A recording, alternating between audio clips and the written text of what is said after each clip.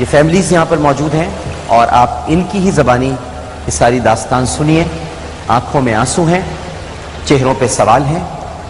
آنسو اپنے لیے, سوال غیروں سے کہ ہم نے کسی کا کیا بگاڑا تھا, یا ہماری بچی نے جو باہر ٹافی لینے گئی تھی, کھیلنے کے لیے گئی تھی, اس کو اغوا کیا, اس کی عزت کو تار تار کیا. اور بچی کی عمر ذہن میں رکھیے گا ناظرین کرام, عمر ہے 5 سے 6 سال یا 7 سال. تو کیا ہم درندوں کی بستی میں تو نہیں رہتے؟ ہم جنونیوں کے ہاتھ تو نہیں چڑھ گئے؟ ہمیں وحشیوں نے تو اپنی نگاہ میں نہیں رکھا ہوا ہے؟ یہ وہ سارے سوالات ہیں جو میرے ذہن میں بھی اٹھتے ہیں, آپ بھی سوچتے ہوں گے, لیکن ہم ان سے دریافت کرتے ہیں. سب سے پہلے تو میں ان کے پاس بیٹھ بتائیے سب کچھ, کیسے ہیں آپ؟ ٹھیک ہیں؟ آیا تھا نا میں آپ کے گھر؟ جی بہت بہت شکریہ. یاد ہے آپ ہمارے گھر آئے تھے, آپ نے جو ہمارے ساتھ دکھ میں شریک ہوئے اور ہمیں اتنی محسوس ہوا جو ہمارا کوئی اپنا آ گیا.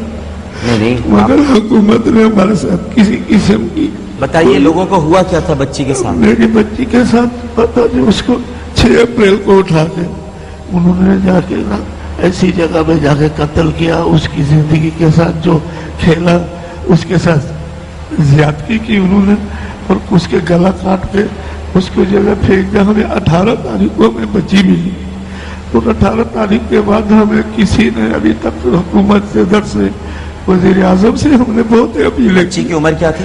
6 سال. اور 6 سال کی بچی, اس کا نام فاطمہ ہے. اس بچی یہ 6 سال کی بچی تھی. ذرا تصویر اگر دکھا سکتے ہیں تو اس کو دکھا دیجئے, بلکہ ادھر سے دکھا دیجئے. یہ 6 سال کی بچی, میں آپ لوگوں کو بھی دکھا دیتا ہوں جو اس وقت حاضرین یہاں سب کے دل رو رہے ہوں گے. یہ ہے بچی 6 سال کی. کتنی پیاری, کتنی معصوم بچی. اس کو اغوا کیا گیا. یہ ٹافی لینے نکلی تھی, ٹافی, بچیاں جاتی ہیں نا ٹافی لینے کے لیے, نکلی تھی, اسے اغوا کیا اور اس کو ریپ کیا, اس کی عزت لوٹی اس بچی کی, اور پھر اسے کاٹ کر پھینک دیا. قاتل گرفتار نہیں ہوئے, ملزمان ابھی تک گرفتار نہیں ہوئے. حکمراں عیش کر رہے ہیں اپنے محلات میں, اپنے گھروں میں. یہ سب پوچھا جائے گا ان سے, میں رہوں یا نہ رہوں اس دنیا میں, لیکن پروردگار کی ذات ہمیشہ سے تھی اور ہمیشہ رہے گی. یہ سب سوالات کیے جائیں گے, سارے سوالات. ان کا ایک بیٹا ہے, اس کا نام بھی عامر ہے. اور میں جب ان کے گھر گیا تھا ناظرین کرام, تو انہوں نے مجھ سے کچھ نہیں مانگا. ارے مجھ سے کیا مانگیں گے, میں دوں گا کیا؟ دینے والی ذات پروردگار کی ہے, میری اوقات کیا. میں تو آج زندہ ہوں تو کل فانی ہوں, اور دینے والی ذات اللہ سبحانہ و تعالیٰ کی ہے. انہوں نے مجھ سے یہ نہیں کہا کہ ہمیں کوئی مدد کر دیں, ہمیں کوئی پیسے دے دیں, ہمارا کوئی خیال کر لیں. انہوں نے کہا کہ میرا بیٹا عامر ہے, اسے آپ بس نوکری دے دیں, تاکہ ہمارے گھر میں حلال کی اور محنت کی کمائی آئے. ہم کسی سے بھیک نہیں مانگنا چاہتے. آج عامر میرے ساتھ ہی کام کرتا ہے, اور جب تک میں زندہ ہوں وہ میرے ساتھ کام کرتا رہے گا. آپ یہ بتائیے کہ اس کے بعد سے کوئی پوچھنے نہیں آیا, کوئی تحقیقات نہیں ہوئی؟ کچھ بھی نہیں آیا سر, تھانے سے کوئی آیا نہ, وزیر اعلیٰ سے یا صدر. اسی تک ہم نے بہت اپیلیں کی کہ ہماری بچی کو قاتلوں کو پکڑ کر ان کو ایسی عبرتناک سزا دو, کسی اور کی بچی ایسا نہ اٹھائے, کسی ماں کا کلیجہ, کسی باپ کی محبت جیسے ہماری بچی. صبر کریں. میں آپ کو ویسے بتا دوں پورا واقعہ جو تھا وہ فاطمہ تھی, عمر 6 سال تھی, خالہ کے گھر کے باہر بچوں کے ساتھ کھیل رہی تھی, اچانک غائب ہو گئی, اور پھر 12 دن کے بعد اس کی لاش ملی جو کہ پوری طرح سے گلی ہوئی تھی, اور چہرہ اتنا خراب ہو چکا تھا کہ پہچان میں نہیں آ رہا تھا. ڈاکٹرز نے بتایا کہ پہلے اس بچی کے ساتھ زیادتی ہوئی, پھر اس بچی پر تیزاب پھینک کر گلا کاٹ دیا گیا. تیزاب بھی پھینکا گیا بچی پر, اور وہ گلا مکمل طور پر کٹا ہوا تھا, صرف کھال سے جڑا ہوا تھا. اور یہ ممکن ہے جو سب کیا گیا ہے کوئی جاننے ہی والا ہوگا کہ کہیں بچی پہچان نہ لے, لہٰذا اس کے چہرے پر تیزاب بھی پھینکا گیا, اس کو مارا بھی گیا, قتل بھی کیا گیا. اور جو ماں نے پہچانا وہ کس چیز سے پہچانا تھا؟ نیل پالش سے پہچانا تھا, اس لیے کہ وہ اس دن شام کو نیل پالش لگا کے گئی تھی اپنی انگلی میں. ہاں اس کی شال بیٹا ہے نا, ہاں اس کی شال پہنی ہوئی تھی. اس کی پہنی ہوئی تھی, کیا پہنا ہوا تھا اس کا؟ محمد عمر. اس کی کیا پہنا ہوا تھا؟ شال. اچھا, عمر کی شال پہنی ہوئی تھی, یہ ان کا بیٹا ہے, اور نیل پالش لگی. یہ 2 چیزوں سے پہچانا. 2 چیزوں سے میری بیوی نے پہچانا. آپ کا نام؟ اویس خان صاحب پکڑیے. اویس خان صاحب یہاں پر موجود ہیں ناظرین کرام. اور اویس خان صاحب کی بیٹی 5 سال کی فائزہ تھی. رات کو 9 بجے بچوں کے ساتھ کھیل رہی تھی کہ اچانک غائب ہو گئی. جب ماں باپ نے ڈھونڈنا شروع کیا تو کچھ پتہ نہ چلا. اگلے دن ایک خالی پلاٹ پر اس کی لاش ملی اور ڈاکٹرز نے بتایا کہ پہلے اس کے ساتھ زیادتی کی گئی اور بعد میں اس کا گلا دبا کر مارا گیا. جو ویسا ویسا ہی ہوا. ڈاکٹر صاحب ایسے کچھ ابھی تک پتہ نہیں چلا. نہیں ڈاکٹر صاحب کوئی پتہ نہیں. کوئی مدد نہیں کسی نے کی. نہیں سر کسی نے نہیں. آپ جاتے ہیں تھانے کے چکر لگاتے ہیں؟ سر تھانے میں پہلا دن جو ایک آدمی پکڑا گیا تھا اس کو جیل بھیج دیا اور دوسرا بھی پکڑا گیا. دوسرا تو چھوٹ گیا. دونوں مدعی تھا. اس کا ہاتھ تھا دونوں کا. ایک چھوٹ گیا ایک جیل میں پڑا ہوا ہے. آپ کا اس میں گرامی جی سید کریم گل صاحب ہمارے ساتھ موجود ہیں. ان کی بھی بیٹی کے ساتھ زیادتی ہوئی. اس کا نام سائمہ تھا اور اس کی عمر 6 سال تھی. گھر کے سامنے ایک چھوٹی سی دکان, وہاں سے چاکلیٹ لینے گئی تھی اور پھر واپس نہیں آئی. 6 دن کے بعد اس کی باڈی ملی جس میں تھوڑی بہت سانسیں باقی تھیں. ہاسپٹل جاتے جاتے بیٹی نے دم توڑ دیا. ابھی آپ کا ایک بیٹا اور ایک بیٹی ہے. اور یکم رمضان کو دیکھیے اللہ تعالیٰ کی مہربانی, میں یہ بات ضرور بتاؤں گا سید کریم گل صاحب, یہ میں ضرور بتاؤں گا بات. یکم رمضان کو ایک خدا نے بیٹی لی. ظاہر ہے کہ خدا ہی کا مال ہے, خدا ہی کی طرف لوٹ کر جانا ہے. اور یکم رمضان کو اللہ تعالیٰ نے ان کی بیٹی کی ہی ولادت ہوئی ہے. ایک بیٹی ان کی پیدا ہوئی ہے. اور جس پر ان کا کہنا یہ ہے کہ اللہ نے ایک سائمہ لی تھی تو دوسری سائمہ دے دی. یہ ان کا صبر ہے, یہ ان کا صبر اور شکر ہے. لیکن ان کے اس طرح سے کہہ دینے سے جن کی ذمہ داریاں ہیں وہ ختم نہیں ہو جائیں گی. جن کو جواب دینا ہے بہرحال جواب دینا ہے. یہ تو ان کا شکر ہے, یہ تو ان کا صبر ہے کہ یہ اس واقعے کو اور اس پیدائش کو اس طرح سے دیکھتے ہیں. لیکن سائمہ تو بہرحال گئی نا. بتائیں گے کچھ کیا ہوا تھا واقعہ؟ اور کوئی آپ کے پاس آیا اس کے بعد؟ کسی نے آ کر جھوٹے منہ یہ بھی پوچھا کہ جناب میں تحقیقات کے لیے تعاون کرتا ہوں, میں پولیس بھیج رہا ہوں, یا کوئی SSP لیول کا آئے گا آپ سے دریافت کرے گا, کوئی وزیر اعلیٰ, کوئی گورنر, کوئی وزیر, کوئی مشیر, کوئی رکن اسمبلی, کوئی بھی نہیں آیا؟ کوئی بھی نہیں آیا. اور جب سے ہماری بیٹی گم ہو گئی تھی 4 دن قبل جب ہم نے FIR کٹوایا, 4 دنوں میں ان لوگوں نے پوچھا تک بھی نہیں کہ بھائی خان صاحب آپ کی بیٹی ملی کہ نہیں ملی. اور پھر جب آ کر تو پڑوسیوں نے بتایا کہ بھائی تو فلانے پلاٹ میں جا کر کے دیکھو کہ یہ آپ کی بچی تو نہیں ہے پڑی ہوئی. تو ہم لوگ گئے, جب جا کر کے دیکھا تو ہماری بچی کی. اور ہم اپنی بچی کو لے کر کے اسپتال میں جا رہے تھے, بس رستے میں جاتے جاتے جو ہے نا دم توڑ گئے. اور وہاں سے میں نے بچی کو اٹھا کر کے لے کر کے آیا ہوں تھانے میں. میں نے اس کو رکھا اور پولیس والوں کو بولا کہ دیکھو یہ میرے ساتھ کیا ظلم ہوا ہے کہ تم لوگوں کے پاس میں FIR کٹوا کے گئے 4 دنوں میں تم لوگوں نے پوچھا تک بھی نہیں مجھ سے. تو آخر یہ کس قسم کا قانون ہے؟ کون سے ملک کا قانون ہے یہ؟ کہاں کا انصاف ہے یہ؟ پونل خان ہیں اور ان کی بیٹی کے ساتھ زیادتی ہوئی. نام عقیلہ تھا, عمر اس کی 7 سال تھی. شام کو محلے میں 6 بجے کھیلنے گئی. جی سر, کھیلنے گئی تھی. محلے میں بچے جاتے ہیں نا, ہم بھی چھوٹے تھے, چلے جاتے تھے محلے میں, گلی میں کھیلتے تھے.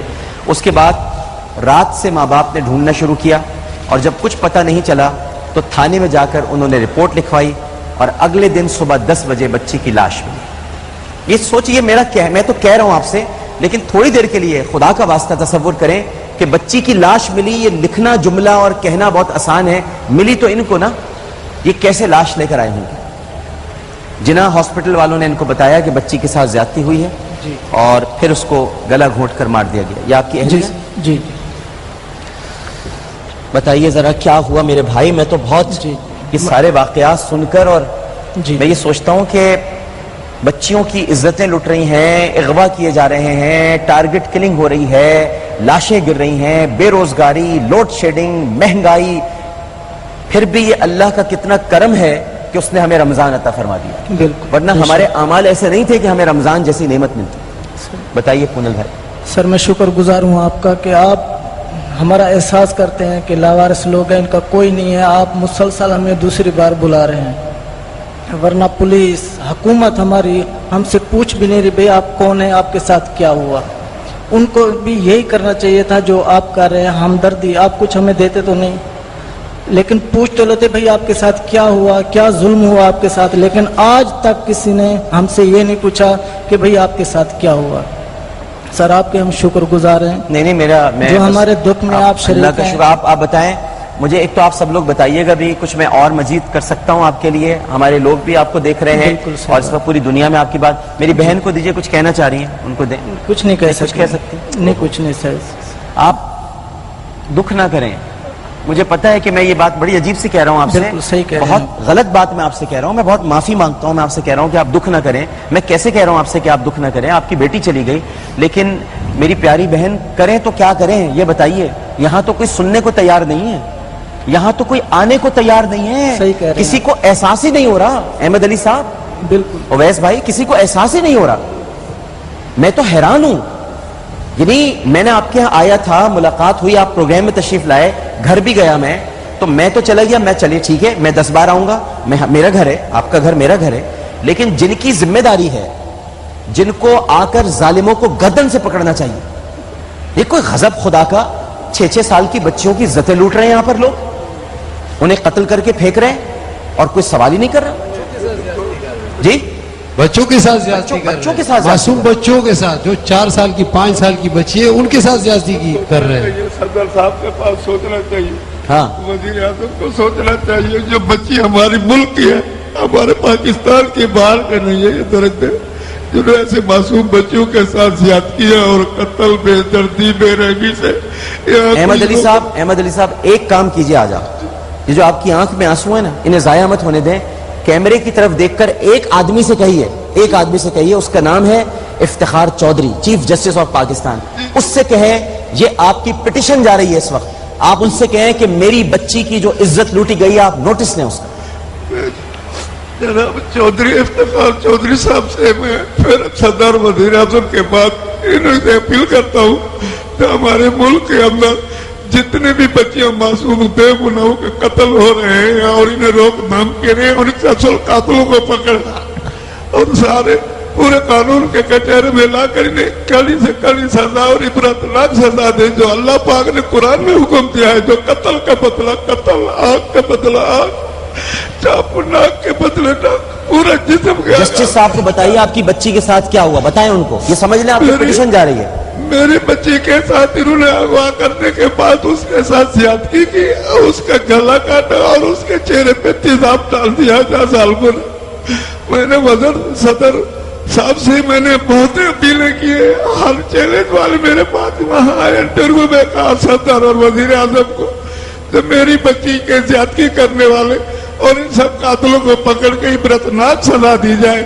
ابھی تک انہوں نے کسی نے جواب نہیں دیا. ایسے چکر لگا کے میں خود واپس کر مایوس ہو کے آتا ہوں. ہمارے ملک کے اندر کوئی قانون نہیں ہے غریبوں کے لیے, کسی کے لیے نہیں, یہ امیروں کے لیے قانون ہے. جو 8-10 پولیس والے فوجیاں گاڑیاں ہیں, غریب کی لاش پڑی ہوئی ہے, وہ کوئی نہیں ابتدی کے لیے نہ اس کے قاتلوں کا سراغ لگا. مہربانی میں درخواست کرتا ہوں چودھری صاحب سے, برائے مہربانی میری بچی نے ان سب بچیوں کے قاتلوں کا سراغ لگایا اور ان کو پکڑ کے اور انہیں عبرتناک سزا دی جائے. ان سب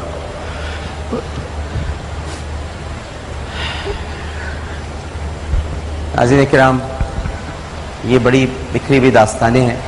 بیٹھے ہوئے ہیں سارے متاثر. یہ ان کا گھر ہے. احمد بھائی کے تو گھر میں گیا تھا, آپ یقین کریں وہ گھر ایسا نہیں ہے کہ جہاں کوئی رہ سکے, لیکن پھر بھی یہ رہ رہے ہیں. آپ لوگ پتہ نہیں کیسے, بڑی ہمت ہے بھائی آپ لوگوں میں, بہت ہمت ہے. مجھ میں نہیں ہے, ان لوگوں میں بھی نہیں ہوگی اتنی ہمت, اور جو دیکھ رہے ہیں ان میں بھی نہیں ہوگی. آپ لوگوں میں واقعی بڑی ہمت ہے. یہ غم جو آپ برداشت کر رہے ہیں, جس صبر کے ساتھ, جس تحمل کے ساتھ, اس کے لیے بڑا جگر چاہیے, بڑا حوصلہ چاہیے. اپنے ننھے پھول کو آپ نے مسلتا ہوا دیکھا ہے, اس کو کچلتا ہوا دیکھا ہے. اپنے گھر کی ننھی کلی کو آپ نے بکھرتا ہوا دیکھا ہے. اس کے باوجود آپ میں جو صبر اور ہمت ہے, میں آپ کو سلام پیش کرتا ہوں. ورنہ ایسا صبر قرآن پاک میں بالکل صحیح ہے, لا یکلف اللہ نفسا الا وسعها لها ما کسبت وعلیہا ما اکتسبت.